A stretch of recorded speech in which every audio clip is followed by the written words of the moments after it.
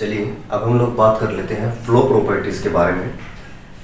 इससे पहले हम लोग क्रिस्टैलिटी देख चुके हैं, पॉलीमॉर्फिज्म के बारे में थोड़ा पढ़ चुके हैं। अब हमारा रहेगा फ्लो प्रॉपर्टीज़ के बारे में।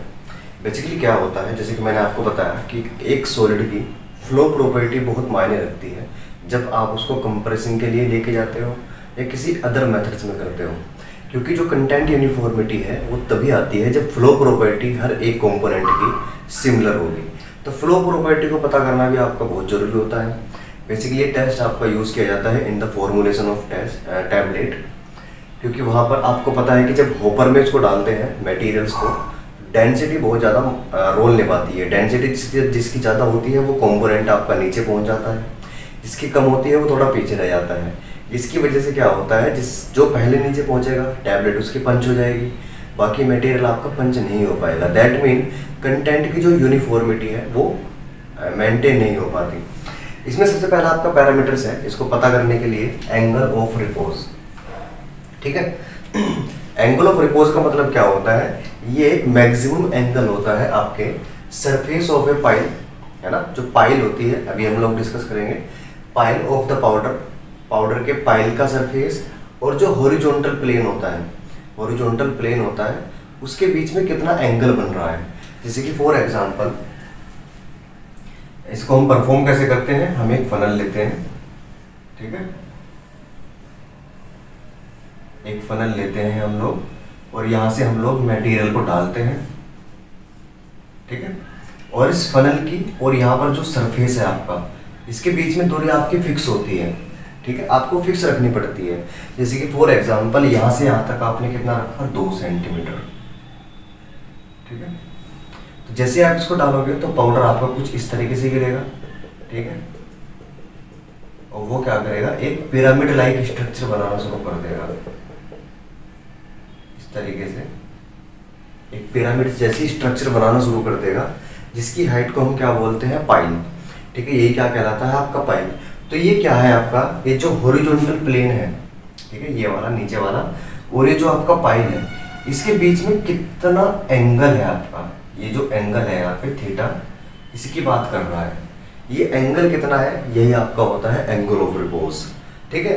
अब ये एंगल जितना ज़्यादा होगा, ठीक है, एंगल जितना ज़्यादा होने का मतलब क्या है, आपकी पाइल जितनी ऊंची बनेगी, ठीक है, तो उतना ही आपका क्या होगा, पाउडर का फ्लो गलत होगा, बेकार होगा। अगर आपका एंगल कम है, कम से कम है, तो आपके फ्लो प्रॉपर्टी उतनी अच्छी होगी। देखो जब ये आपका आपकी ये पाउडर ऊपर से नीचे गिरता है, तो नीचे का जो डायमीटर है, जितना ये एरिया कवर कर रहा है, यहाँ पे जो है कि यहाँ से यहाँ तक का जो एरिया कवर कर रहा है, ये डिपेंड करता है पाउडर के फ्लो पर। अगर आपके पाउडर का फ्लो अच्छा है तो पाउडर आपके इधर से उधर अच्छे से फैल जाएंगे, यानी कि ये आपका क्या होगा, इनक्रीज रहेगा, है ना। जो नीचे का सरफेस है उसका, उसको ज़्यादा कवर करेगा। अगर पाउडर का फ्लो अच्छा नहीं है तो वो क्या रहेगा, आपकी एक ही जगह गिरता रहेगा, ठीक है, ज़्यादा इधर उधर नहीं फैल पाएगा। वो क्या होगा, वो सिर्फ आपका इतने थोड़े एरिया में ही अपने आप को सीमित कर लेगा। तो दैट मीन इस पर भी डिपेंड करता है फ्लो, क्योंकि जितनी आपकी इसकी वैल्यू होगी, जितना इसका डायमीटर ज़्यादा होगा, उतने ही आपका थीटा इफेक्ट होगा, थीटा की वैल्यू पर फर्क पड़ेगा। डायमीटर ज़्यादा होगा तो थीटा की वैल्यू भी आपकी क्या होगी, कम होती चली जाएगी, क्योंकि इनवर्सली प्रोपोर्शनल है। आप यहाँ पर देख पा रहे हैं थीटा क्या है आपका, इनवर्सली प्रोपोर्शनल है। तो इसी के बिहाफ पे हम लोग क्या बताते हैं कि एंगल ऑफ रिपोज क्या होता है। जैसे कि एंगल ऑफ रिपोज का फॉर्मूला आपका होता है tan theta is equal to h upon r, या सिंपल बोले तो theta is equal to tan inverse h upon r। I think ये चीज़ आपको समझ में आ गई। इसको हम परफॉर्म कैसे करते हैं, एक फनल लेते हैं, स्टैंड में उसको लगा देते हैं, नीचे एक ब्लैंक पेपर लेते हैं, ब्लैंक पेपर के लेने के बाद उसके नीचे रख देते हैं। हाइट हम लोग मेंटेन कर लेते हैं 2 से 3 सेंटीमीटर, लेकिन फिक्स रखनी पड़ेगी आपको।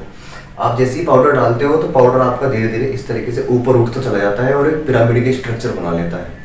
फिर हम क्या करते हैं, एच की वैल्यू हमको पता है, क्योंकि हमने हाइट कितनी मेंटेन की है, 2 या 3 सेंटीमीटर, जो कि फिक्स है। फिर जो जहाँ पर आपका पेपर है, ये फॉर एग्जाम्पल ये आपका पेपर है, ठीक है, इसने इतना एरिया कवर किया पाउडर ने, ठीक है, जब आपने ऊपर से डालना शुरू किया तो इतना एरिया कवर किया। तो हम क्या करते हैं, इसका डिफरेंट एंगल से इसका डायमीटर पता कर लेते हैं। जैसे कि हमने पहले ऐसे पता किया, फिर ऐसे पता किया, फिर ऐसे पता किया, तो ऐसे करके हम क्या करते हैं, डायमीटर पता कर लेते हैं। और आपके फॉर्मूला की रिक्वायरमेंट क्या है, रेडियस। और आप सभी को पता है कि रेडियस क्या होती है, डायमीटर की आधी होती है। मान लेते हैं आपकी वैल्यू आती है 7 आता है, ठीक है, तो आपकी ये क्या होगी, या मान लेते हैं आपकी वैल्यू थोड़ी 14 आती है, ठीक है, 14 क्या आता है आपका, डायमीटर आता है, तो आपकी रेडियस कितनी होगी, 7 होगी। 2 सेंटीमीटर आपने हाइट रखी थी और 7 सेंटीमीटर आपका रेडियस आ गया। फॉर्मूला में वैल्यू को रख दीजिए, आपका ये निकल के आ जाएगा। तो इस तरीके से हम करते हैं, ठीक है। तो यहाँ पे हम एक बार करके देख लेते हैं। जैसे कि आपका थीटा है, theta is equal to tan inverse H की वैल्यू आपकी कितनी है, मान लेते हैं कि आपने 2 सेंटीमीटर मानी है, और आर की वैल्यू आपकी है 7, क्योंकि डायमीटर आपका 14 आया है और इसका आधा क्या होता है, रेडियस। तो क्या होगा, tan inverse is equal to 0.2857 something like that, आपकी कुछ वैल्यू इतनी ही आएगी। फिर हम क्या करेंगे, इस वैल्यू का tan इनवर्स निकाल लेंगे, ठीक है। क्या करेंगे हम, इसका tan इनवर्स निकाल लेते हैं।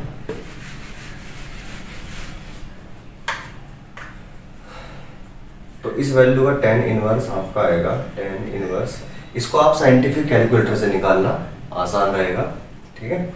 0.2857 का क्या आएगा आपका, 15.974 समथिंग लाइक दैट, कुछ आपकी इस तरह की वैल्यू आएगी निकल कर, जिसमें आपकी वैल्यू आ रही है 15.974। ये आपने वैल्यू निकाल ली। अब इस वैल्यू का करना क्या है, इस वैल्यू का आपको कंपेयर करना है इस टेबल के साथ में, जो कि प्रोवाइड की है आपकी यूनाइटेड स्टेट फार्माकोपिया ने। मान लेते हैं आपकी वैल्यू 15 आई है, तो 15 आपकी क्या है, 20 से कम है, तो आपके पाउडर का फ्लो कैसा है, एक्सीलेंट है। अगर आपकी वैल्यू आती है 20 से 30 के बीच में, तो आपके पाउडर का फ्लो क्या होता, ठीक ठाक होता, गुड होता। अगर आपकी वैल्यू 30 से 40 के बीच में आती है तो पासेबल, मतलब अच्छा नहीं है लेकिन फ्लो हो जाएगा। अगर वैल्यू आपकी 40 से बाहर आती, 40 से ज़्यादा आती, तो पाउडर का फ्लो पुअर होता, बहुत बेकार होता है, ठीक है। तो सिंपल यही करना होता है। एंगल ऑफ रिपोज मैं एक बार रिपीट कर देता हूँ। एंगल ऑफ रिपोज क्या होता है आपका, पाइल और हॉरिजॉन्टल प्लेन के बीच में एंगल होता है। ये एंगल जितना ज़्यादा होगा आपका फ्लो उतना ही बेकार होता है। जैसे कि आप यहाँ पे देख रहे हैं, वैल्यू आपकी बढ़ती जा रही है और फ्लो आपका बेकार होता जा रहा है ना। तो एंगल जितना ज़्यादा होगा फ्लो उतना बेकार होगा, एंगल जितना कम होगा फ्लो उतना अच्छा होगा। इसको प्रैक्टिकली कैसे परफॉर्म करते हैं, फनल का यूज़ करते हैं, पेपर का यूज़ करते हैं, पाउडर को डालते हैं। डालने के बाद में उसकी हाइट तो हम पहले फिक्स कर देते हैं, क्योंकि पेपर और फनल का जो नीचे का होता है कॉर्नर, नीचे का जो हिस्सा है उसके बीच की दूरी हम पहले ही क्या कर लेते हैं, फिक्स कर लेते हैं। जैसे कि 2 सेंटीमीटर हमने यहाँ पे फिक्स की है। फिर हम पाउडर को डालते हैं तो पाउडर क्या करेगा, ऊपर से आएगा और पिरामिड की स्ट्रक्चर बनाएगा, ठीक है। अब इसमें कुछ बातें ध्यान रखनी पड़ती हैं प्रैक्टिकली, जैसे कि आपको पाउडर तब तक डालना है जब तक आपकी वो उसकी जो पीक है ना, जो आपकी पिरामिड की पीक है वो उसकी बॉटम को टच ना कर जाए, जो आपकी फनल है उसके लोअर पार्ट को टच ना कर जाए। इसके बाद दूसरी चीज़ क्या ध्यान रखनी है, आपको पाउडर डायरेक्ट इसके होल में नहीं डालना, फनल के होल में नहीं डालना होता है। आपको पाउडर वाल से होकर डालना पड़ता है, जो उसकी चारों तरफ की लेयर्स होती है, वाल्स होती है, वहाँ पर डालना है ताकि वो धीरे धीरे फ्लो करे आपका। तो ये बातें ध्यान रखनी होती है। एंड फाइनली हाइट हमारे पास होती है। इसके बाद में पाउडर को रिमूव करके जैसे आपका ये आएगा, इसके चारों तरफ हम क्या कर लेते हैं, इसके चारों तरफ हम एक सर्कल बना लेते हैं। जो आपका पिरामिड है उसके चारों तरफ हम एक पेन से सर्कल बना लेते हैं और पाउडर को रिमूव कर देते हैं। फिर डिफरेंट एंगल से उसका हम क्या करते हैं, डायमीटर पता करते हैं। डायमीटर जैसे ही पता लग जाता है उसका आधा आपका रेडियस होता है, और रेडियस की वैल्यू हम यहाँ पर रख देते हैं। फाइनली कैलकुलेट करते हैं, और कैलकुलेट करने के बाद में जो भी वैल्यू आपकी आएगी उसको हम इस टेबल से मैच करते हैं। वैल्यू आपकी 20 से कम आती है तो एक्सीलेंट फ्लो होगा, 20 से 30 के बीच में आती है तो गुड फ्लो होगा, 30 से 40 के बीच में है तो पॉसिबल है, मतलब हो जाएगा, 40 से ज़्यादा है तो वेरी पुअर फ्लो है, ठीक है, यानी कि पुअर फ्लो है।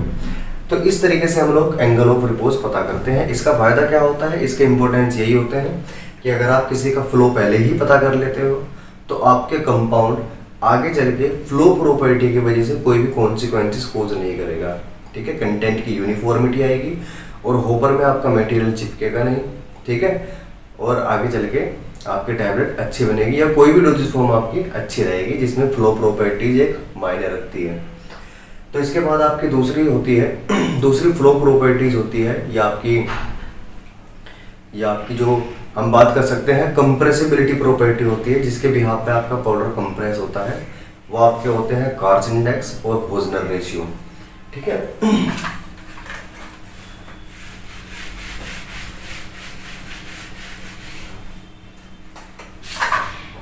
कार्च इंडेक्स और होजनर रेशियो को जानने से पहले आपको समझना पड़ेगा कि डेंसिटी क्या होती है।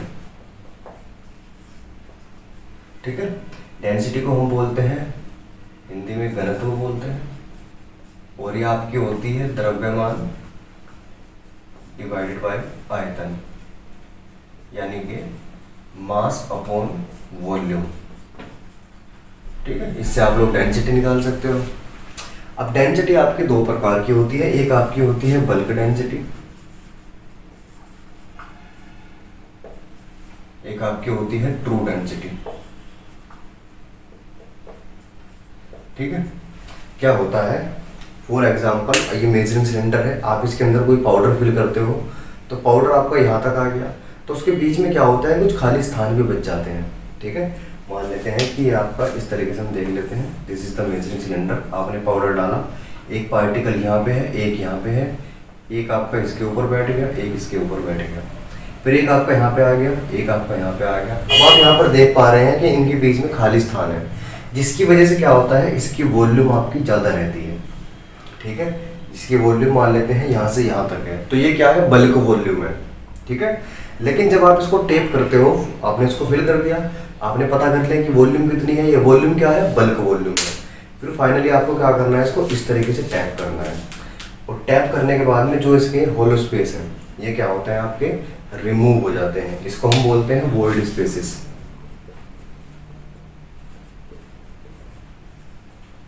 वॉइड स्पेसेस, जैसे ही वॉइड स्पेसेस रिमूव हो जाते हैं, तो आपके पाउडर की क्या होगी, इस तरीके से क्लोजली पैक्ड हो जाएंगे, और वॉल्यूम क्या हो जाएगी, डिक्रीज हो जाएगी। अब ये डिक्रीज होने के बाद में जो वॉल्यूम आ रही है, ये आपकी होती है ट्रू वॉल्यूम। ठीक है, और जो ये पहले वॉल्यूम थी, ये आपकी थी बल्क वॉल्यूम। समझ रहे हो, बल्क वॉल्यूम टेप करने से पहले, और टेप करने के बाद में टेप्ड वॉल्यूम या ट्रू वॉल्यूम। अब आपको वॉल्यूम पता लग गई, वेट दोनों में बराबर रहेगा। मान लेते हैं आपने यहाँ पे 10 ग्राम पाउडर लिया था, यहाँ पे आपने 10 ग्राम लिया था, तो यहाँ पर भी ये 10 ग्राम ही रहेगा, क्योंकि रिमूव क्या हुए हैं, वॉइड स्पेसेस, ना कि कोई वेट रिमूव हुआ है। तो आप मास अपॉन वॉल्यूम के बिहाफ पे निकाल सकते हो। वॉल्यूम अगर बल्क लोगे तो आपकी बल्क डेंसिटी निकल के आएगी, अगर वॉल्यूम आप लोग ट्रू रखोगे तो ट्रू डेंसिटी निकल के आएगी। ठीक है, ये पता करना बहुत जरूरी होता है, क्योंकि अगर बल्क वॉल्यूम बहुत ही ज़्यादा होगी कंपाउंड की, तो कंपाउंड की कंप्रेसिबिलिटी कम होगी। अगर इन दोनों के बीच में जो इंडेक्सेस आएंगे आपके, जैसे कि कार्च इंडेक्स आएगा या होजनर रेशियो आएगा, उसकी वैल्यू पर भी इफेक्ट पड़ता है, मतलब उसकी वैल्यू से भी इफेक्ट पड़ता है। आपके कार्च इंडेक्स जितना ज़्यादा होगा, कार्च इंडेक्स बेसिकली इसी से निकाला जाएगा, बल्क वॉल्यूम से और ट्रू वॉल्यूम से। कार्च इंडेक्स जितना ज़्यादा होगा, उसकी कंप्रेसिबिलिटी उतनी ही कम होगी, क्योंकि उसका डायरेक्ट इफेक्ट पड़ता है फ्लो पर। फ्लो बेकार होगा तो टैबलेट अच्छे से कंप्रेस नहीं हो पाएगी। मुझे लगता है वो आपको पता लग गया है कि डेंसिटी क्या है, बल्क डेंसिटी क्या है और ट्रू डेंसिटी क्या है। अगर आप ये तीनों बातें एक बार में सीख गए, तो इसके बाद हम लोग बात करते हैं कार्च इंडेक्स के बारे में, कार्च इंडेक्स के बारे में और होजनर रेशियो के बारे में। कार्च इंडेक्स बेसिकली कार्च एंड न्यूमन नाम के दो साइंटिस्ट थे, उन्होंने दिया था। इसको कंप्रेसिबिलिटी इंडेक्स भी बोलते हैं या कंसोलिडेशन इंडेक्स भी बोलते हैं। ठीक है, ये क्या बताता है, ये फ्लो प्रॉपर्टी बताता है और कंप्रेसिबिलिटी प्रॉपर्टी बताता है। जैसे कि कार्च इंडेक्स का मतलब होता है tapped density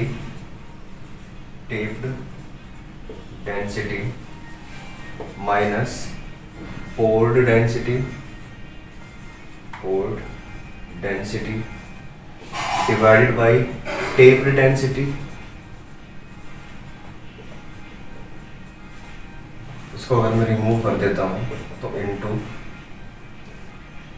100। This is the formula या this is how we can calculate the Carr's index. यहाँ पे लिखा है टेप्ड डेंसिटी, टेप्ड का मतलब है टेप करने के बाद, और टेप करने के बाद क्या है आपका ट्रू वॉल्यूम, यानी कि ट्रू डेंसिटी की बात कर रहे हैं। पोर्ड मतलब जितना आपने उसके अंदर पोर किया है। आपने उसके अंदर डाला है मेजरिंग के अंदर पहले, वो आपकी है बल्क वॉल्यूम यानी कि बल्क डेंसिटी की बात कर रहा है। फिर आपका अगेन ट्रू डेंसिटी, इसमें आप लोग वैल्यू रख के जो भी आपकी वैल्यू आती है आगे चल के आप जब प्रैक्टिकल करते हो या कोई भी इंडस्ट्री में परफॉर्मेंस करते हो तो आपका इसी के बिहाफ पे कुछ ना कुछ वैल्यू निकल के आएगी, जैसे कि हमारी एंगल ऑफ रिपोज की निकल के आती है। फिर उस वैल्यू को आपको अगेन एक टेबल के साथ में कंपेयर करना है। ये टेबल भी आपकी यूनाइटेड स्टेट फार्माकोपिया के अकॉर्डिंग है। इसमें आपका अगर आपकी वैल्यू 10 से कम या 10 के बराबर आती है तो आपका पाउडर का फ्लो एक्सीलेंट है। अगर वैल्यू आपकी 11 से 15 के बीच आती है तो पाउडर का फ्लो गुड है। अगर वैल्यू आपकी 16 से 20 के बीच में आती है तो पाउडर का फ्लो फेयर है। अगर आपकी वैल्यू 21 से 26 के बीच में आती है तो पाउडर का फ्लो आपका पासेबल है। 27 से 31 के बीच में आती है तो पुअर है। और आपकी 32 से 37 के बीच में आती है तो वेरी पुअर है। और अगर 38 से ज़्यादा आती है या 40 से ज़्यादा आती है तो आपका very very poor, that mean no passable practically. ठीक है, तो इस टेबल के साथ में आपको कंपेयर करना है अपनी कैलकुलेटेड वैल्यू को और इसके बिहाफ पे आप बता सकते हो कि कैसा फ्लो है। इसी के बाद हम साथ साथ पता कर लेते हैं होजनर रेशियो के बारे में। होजनर रेशियो, ठीक है, this is an. Hausner ratio ये सिंपल है आपका tapped density divided by poured density, है ना। आपको यहाँ पे कोई माइनस नहीं करना है, कोई इंटू नहीं लगाना है, आपको सिंपल क्या करना है, tap density divided by poured density. Tap density को आप लोग पोर्ड डेंसिटी से डिवाइड कर दीजिए, यानी कि ट्रू डेंसिटी को बल्क डेंसिटी से डिवाइड कर दीजिए। जो भी आपकी वैल्यू आएगी उसको आपको अगेन एक टेबल के साथ में कंपेयर करना है, जो कि आपकी ये है। आप लोग जब डिवाइड करोगे और इंटू 100 नहीं है तो वैल्यू आपकी बहुत ही कम आएगी, यानी कि पॉइंट में आएगी। तो अगर आपकी वैल्यू 1 से 1.11 के बीच में आती है, 1.11 के बीच में आती है, तो अगेन आपके पाउडर का फ्लो एक्सीलेंट होगा। फिर 1.12 से 1.18, 1.19 से 1.25, 1.26 से 1.34, 1.35 से 1.45, 1.46 से 1.59 एंड ग्रेटर देन 1.60। इसी के बिहाफ पे इसमें से कोई सी भी आपकी वैल्यू आती है तो उसी के बिहाफ पे उसका फ्लो दिया गया है कि वो एक्सीलेंट रहेगा, गुड रहेगा, फेयर रहेगा, पुअर रहेगा, वेरी पुअर रहेगा या वेरी वेरी पुअर रहेगा। तो आप टेबल से मैच करना अपनी कैलकुलेटेड वैल्यू को और उसके बिहाफ पे आप बता सकते हो अगेन कि पाउडर का फ्लो कैसा है या उसकी कंप्रेसिबिलिटी कैसी है। तो फ्लो प्रॉपर्टीज में आपकी तीन ही चीजें हैं, एक आपको एंगल ऑफ रिपोज पढ़ना था, एक आपको कार्स इंडेक्स पढ़ना था, एक आपको होजनर रेशियो पढ़ना था। देखो इनको हमें डिटेल में पढ़ना पढ़े ना पढ़े कोई फर्क नहीं पड़ता है, लेकिन हमारा टॉपिक क्या है, प्री फॉर्मुलेशन स्टडीज।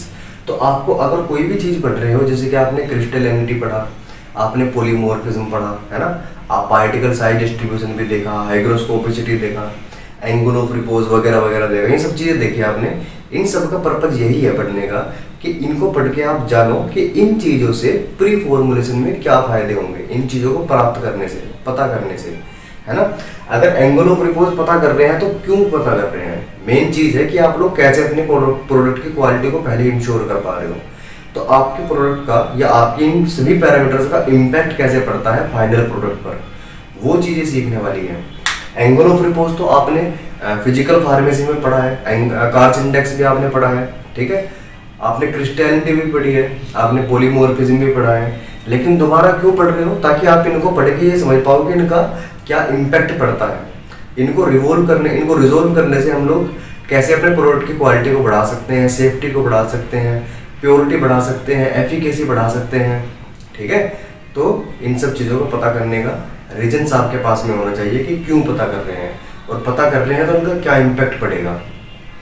जैसे कि फ्लो पहले ही पता कर लोगे तो आपके टैबलेट का फ्लो अच्छा रहेगा, पाउडर का फ्लो अच्छा रहेगा, जिससे टैबलेट आपकी कंटेंट यूनिफॉर्म रहेंगे उसके अंदर, है ना। आपने क्रिस्टलिनिटी पता की है तो आपका कंपाउंड क्या होगा, आप इंश्योर हो जाएंगे कि कंपाउंड आपका स्टेबल रहेगा, अनस्टेबल।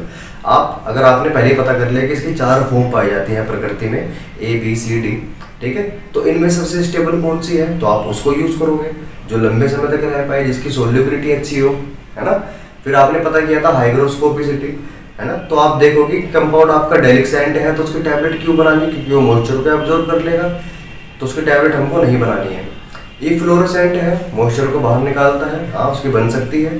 हाइग्रोस्कोपिक है, ये सब चीज़ें आपको पहले ही देखनी पड़ती है कि क्या मॉइस्चर का टैबलेट पर आगे चल के फर्क क्या पड़ेगा, वो एब्जॉर्ब करेगी या उसको बाहर निकालेगी। बाहर तो निकालेगी नहीं क्योंकि टैबलेट के अंदर मॉइस्चर होगा नहीं जब आप उसको पहले इंश्योर कर लोगे। इसके बाद पॉलीमॉर्फिज्म में आपने एक छोटा सा पॉइंट छूट गया था कि पॉलीमॉर्फ आपके दो तरह के होते हैं, एनेंसोट्रोपिक और मोनोट्रोपिक। एनेंसोट्रोपिक वो होते हैं जो किसी स्पेसिफिक टेम्परेचर पर रिवर्सिबल चेंज करते हैं अपने आप को, यानी कि चेंज तो हो जाएंगे लेकिन बाद में दोबारा कहाँ पे अपने स्टेबल फॉर्म में आ जाएंगे। और मोनोट्रोपिक वो होते हैं जो आपके किसी भी टेम्परेचर पर किसी भी प्रेशर पर अपने आप को चेंज कर लेते हैं, ठीक है। और ये चेंज आपका इरिवर्सिबली भी हो सकता है। तो बाकी तो हमने पूरी बात कर ली थी पॉलीमॉर्फिज्म के बारे में, क्रिस्टैलिटी के बारे में। उसके बाद में हमने हाइग्रोस्कोपिसिटी देखा, फ्लो प्रॉपर्टीज में हमने एंगल ऑफ रिपोज देखा, कार्च इंडेक्स देखा, पोजनर रेशियो देखा। इनकी टेबल आपको अच्छे से याद करनी है क्योंकि जीपैट में डायरेक्टली पूछे जाते हैं कि क्या रहेगा, क्या फ्लो रहेगा। आपसे कोई भी वैल्यू दे देगा, आपसे कोई भी फ्लो पूछ सकता है। और मुझे लगता है कि इनके ऊपर आप लोग 2-3 न्यूमेरिकल्स करके देखना तो आपको उसको रटना नहीं पड़ेगा, ये आपके टिप पर हो जाएगा। If you feel any problem in this topic to understand, please mention in the comment box। और इस सभी के हैंड रिटन नोट्स आपको टेलीग्राम चैनल में मिल जाएंगे जो कि इसका लिंक आपके डिस्क्रिप्शन में होगा, प्लीज सी दैम, ठीक है। And thank you for listening, thank you so much.